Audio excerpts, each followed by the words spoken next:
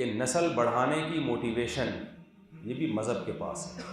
مذہب تسلیاں دے، اور سچے مذہب کے پاس وہ تسلی دیتا ہے کہ یہ اولاد جو تمہاری ہو رہی ہے یہ اللہ کی مخلوق پہلے ہے، تمہاری اولاد بعد میں ہے.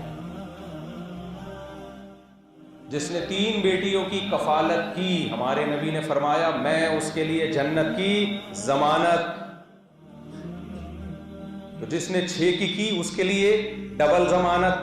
جس نے 9 بیٹیوں کی کفالت کی، پالا ان کو، تو 3 گنا بڑی ضمانت ہے یا نہیں ہے؟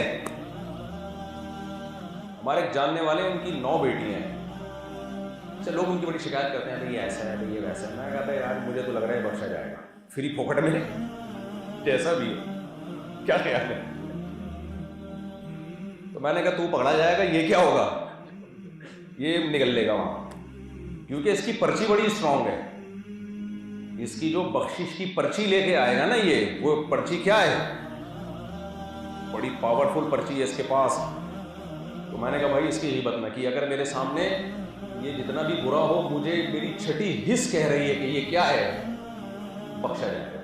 کہہ رہے کیوں؟ میں نے کہا یار یہ اللہ کے سامنے اپنی 9 بیٹیاں لے آئے گا اور کہے گا اللہ تیرے نبی نے کہا تھا، تیرے نبی نے گارنٹی دی تھی جس نے 3 بیٹیوں کی کفالت کی میں اس کے لیے جنت کی ضمانت لیتا ہوں. تو یہ ضمانت کو 3 سے ملٹی پلائی کر دو آپ، 3 گنا زیادہ. اور مجھے پتا ہے وہ کفالت کر رہا ہے، ایسے بچیوں کو لاوارث چھوڑا ہوا نہیں ہے. بعض لوگ تو چھوڑ دیتے ہیں، پوچھتے ہی نہیں ہیں. تربیت کر رہا ہے دینی